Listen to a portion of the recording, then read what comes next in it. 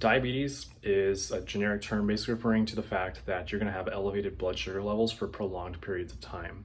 And what happens is if you just had a big meal, like a burger and a soda, you're going to have a ton of sugars in your bloodstream, and you're going to have some carbs and fats floating around. And usually what's supposed to happen in a healthy non-diabetic person is that they have insulin telling their cells that they need to start doing things to take in all these carbs, all these sugars, in order to help you maintain homeostasis, because everything about your body is about maintaining a balance. And if you go outside that balance, you cause damage, and that's where things can become toxic.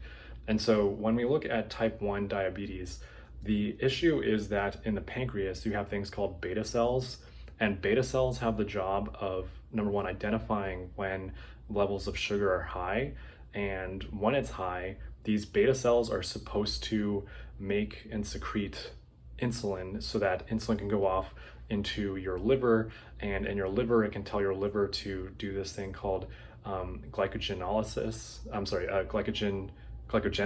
where it is going to make glycogen. It's going to take glucose from that blood, and it's going to turn it into glycogen that you can use later on when you are not fed, when you're in a fasting or a starving state.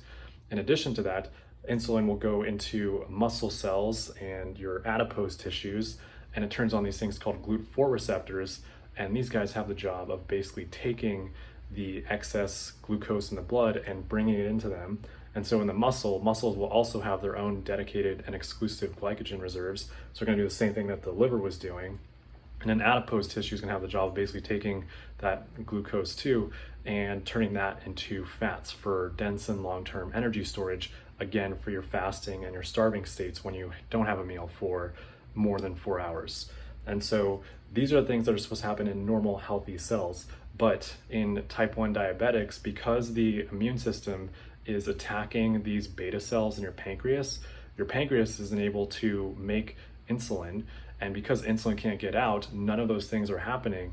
So when a type 1 diabetic has a high carb meal and a lot of sugar or a lot of fat, a lot of these things that are typically going on to help bring down the blood sugar are not able to happen, and consequently levels of the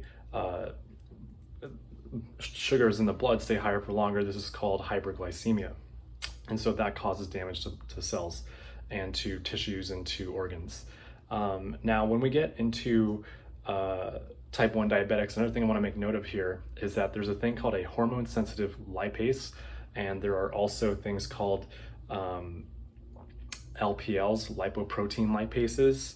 And so if you just had a high carb meal, like what's going to happen with all that fat? Like if you just had a burger, that thing's full of fat, and your body has ways of processing it that depend on insulin.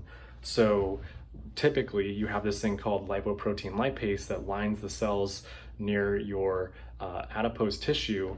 And so with that fat, what happens is your enterocytes, which are cells lining your small intestine, are able to take that fat.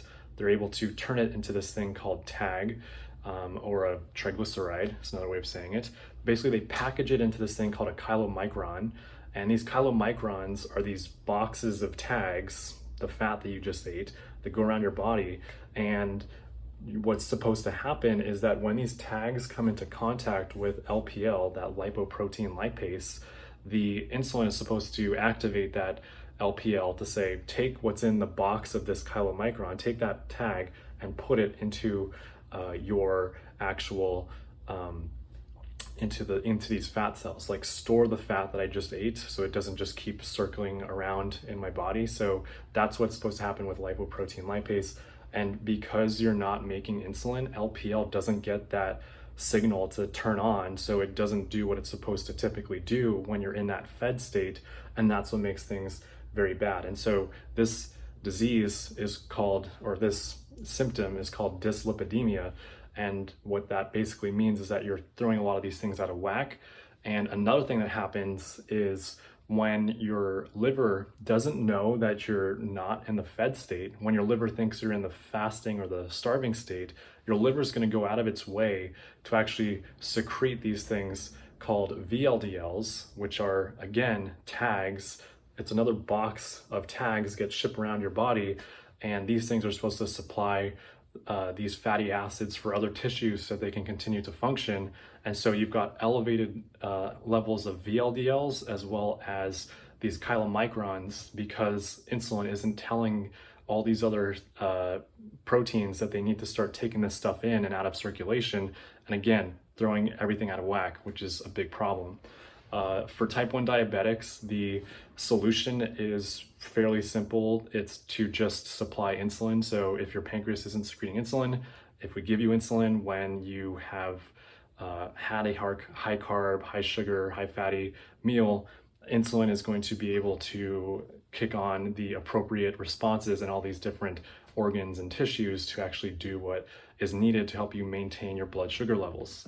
So then when we move on to type 2 diabetics, these are generally caused by lifestyle and diet. So very sedentary lifestyles and poor diets can lead to things where basically insulin still gets secreted by the beta cells in the pancreas, but now because to take one example, the GLUT4 receptor has been so bombarded with insulin over the years, it just doesn't really care anymore when you give it insulin now. So GLUT4 was this receptor on muscle and your adipose tissues that basically says, when I've got a lot of glucose in my blood, my job is to pull in as much glucose as I can get. But with type 2 diabetics, because these GLUT4 receptors don't really care anymore when they see insulin, then you're just going to continue to have a lot of sugars because your muscles aren't soaking up that excess sugar and your fats aren't soaking up the excess sugar. And again, this throws things out of balance, which leads to type 2 diabetes. So that is a very big issue. That's the hyperglycemia cause for this, is that GLUT4 receptor not caring about insulin in type 2 diabetes. So that is a key thing to note. And so in terms of treatments for type 2 diabetics, typically this involves a dramatic change in lifestyle, as well as making sure people are exercising and eating the right diets, because you're basically needing to retrain a lot of your cells in your body to learn how to adapt and live with, when I see insulin from my beta cells, I need to respect it and I need to pull in the sugars out of the bloodstream. So these are the types of things that the treatments will seek to do, is to basically condition your body and make sure that you're not eating poor diets that are going to exacerbate issues, because there's tons of other topics or things we can discuss with the issues or harms that are caused by diabetes, but that is going to wrap things up for this. I hope it's helpful. Thank you all for watching. Let me know if you have any questions, and I'll talk to you guys next time.